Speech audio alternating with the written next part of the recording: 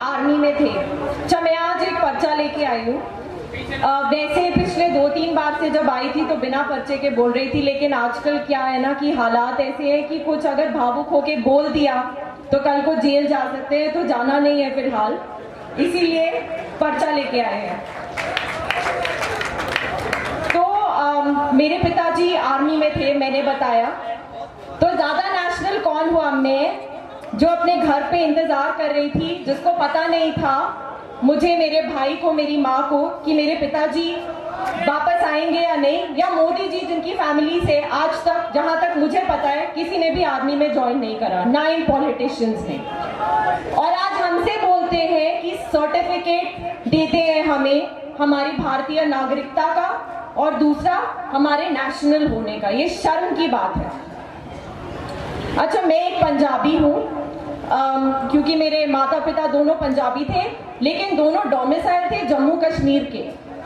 और मैंने अपना कॉलेज करा है हरियाणा से, पैदा हुई थी चेन्नई में, ठीक है। तो मैं क्या हुई, कहाँ की? भारतीय, ठीक है। आप भी ये बात याद रखिए। ये बात मैं हर बार आती हूँ, सोचती हूँ आप लोगों को बोलूंगी। यहाँ पे बहुत लोग आके बोलते हैं कि ये जो किसान है, टीवी पे भी ये एक डिस्कशन चलता रहता है, जो किसान है वो पंजाब के हैं, हरियाणा के हैं और बिहार के हैं। नहीं, किसान तो भारतीय किसान है। आप सब भारतीय किसान हैं। आप कोई पंजाब के या हरियाणा के या झारखंड के या बिहार के नहीं है।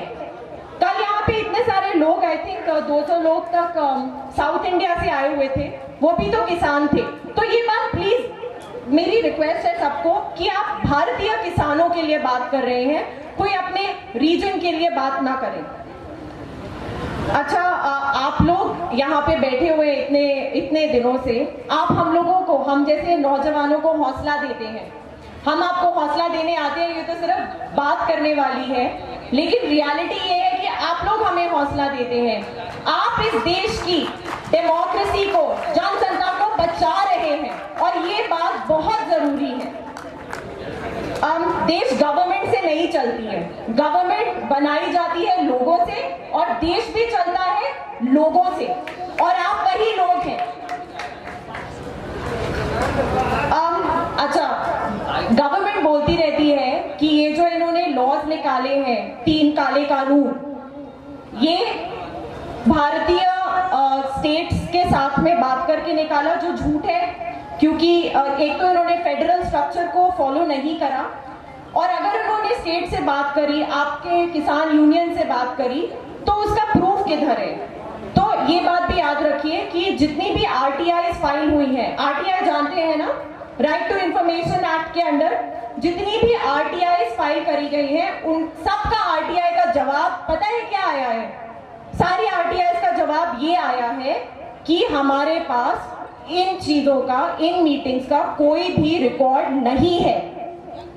तो अगर हमारी गवर्नमेंट ने, सेंटर ने बातचीत करी है, तो रिकॉर्ड क्यों नहीं रखा? ये बात सोचने वाली है या नहीं? अच्छा, एमएसपी बोलते हैं, मोदी जी बोलते हैं पार्लियामेंट में, मोदी जी बहुत बड़े इंसान है, हम मोदी जी के बारे में कुछ नहीं बोलेंगे। तो मोदी जी बोलते हैं कि एमएसपी रखी जाएगी, एपीएमसी रखी जाएगी, और कुछ नहीं होगा एपीएमसी को और एमएसपी को, लेकिन लिख करके देने को तैयार नहीं है। तो जब आप कुछ खरीदने जाते हैं, तो आप उसके पीछे की एमआरपी देख करके पैसे देते हैं, या आपको जो भी बोलता है आपका शॉपकीपर, आप वो उसको दे देते हैं? नहीं देते, राइट? तो एमआरपी देख के, तो जैसे आप एमआरपी लिखते हैं, वैसे एमएसपी को पेपर पे लिखने में क्या हर्ज है? मैं इस बात पे इतना ही बोलना चाहूंगी, क्योंकि जैसे मैंने कहा, मैं आज पर्चा लेके आई हूँ, क्योंकि अब हम थोड़ा सा डर गए हैं। एक मुझे किसी ने एक कविता भेजी थी, जो कि मैं बोलना चाहूंगी आप लोगों के सामने।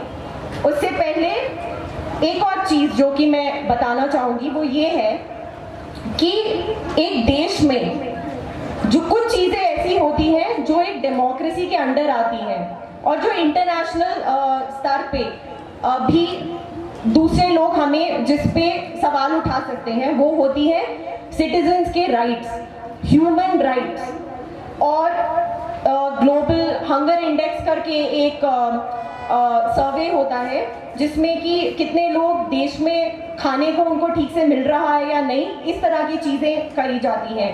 ट्रेड इकोनॉमी, डिफेंस कैपेबिलिटीज, ये सब एक बहुत ही नॉर्मल चीज़ होती है इंटरनेशनली डिस्कस करना। पता है हम लोगों का पर्सनल मामला क्या होता है कि हम अपने घर में क्या खाना खा रहे हैं, हम किससे शादी कर रहे हैं, हम कहाँ रह रहे हैं, या हम कौन सा हमारी जात क्या है, या फिर हम कौन सा रिलीजन फॉलो कर रहे हैं। आज इस गवर्नमेंट के अंडर पूरा मामला ही उल्टा है, सब कुछ उल्टा पुल्टा है। इंडिया का रैंक पिछले साल आपको पता है ग्लोबल हंगर इंडेक्स में क्या था? 102 117 कंट्रीज में से, और हम बांग्लादेश, पाकिस्तान और नेपाल तक से पीछे हैं। और हमारे मोदी जी क्या कर रहे हैं? अपने लिए नया घर बना रहे हैं, नई पार्लियामेंट बना रहे हैं, नया ऑफिस बना रहे हैं। अगर आपके घर में आपके बच्चे भूखे मर रहे होंगे तो आप पहले उनको खाना देंगे या जाकर के नया घर बनाएंगे? ये सोचने वाली बातें हैं। और लोग अपने आंख कान नाक सब कान बंद करके बैठे हुए हैं क्योंकि हमारा मीडिया हमें झूठ पे झूठ बोलता रहता है और हम उसको स्वॉलो करते रहते हैं, हम उसको मानते रहते हैं। तो ये मुझे किसी ने एक पोएम भेजी थी जो कि मैं बोल करके इसको खत्म करना चाहूंगी। सरहद में, अनहड़ में, मैं सोच भी आधार भी, दर्पण में, अर्पण में, एक नई सोच की रचना में, नींव में, निर्माण में, साहिल में, दरिया में, सूझबूझ का जरिया में, इंसान में, हाथ में ले लूं हाथ जब, सैलाब में, चट्टान में, विधि का विधान में, कोई एवं अथवा तथ नहीं, हिंदुस्तान में। आप सब हिंदुस्तान है। हिंदुस्तान कोई वहां पार्लियामेंट में नहीं बैठा हुआ, हिंदुस्तान ये है, हम सब है हिंदुस्तान। एक आजाद सोच ही मेरी विरासत, एक बेहतर कल ही मेरी हसरत, हिंदुस्तान में, हिंदुस्तान में।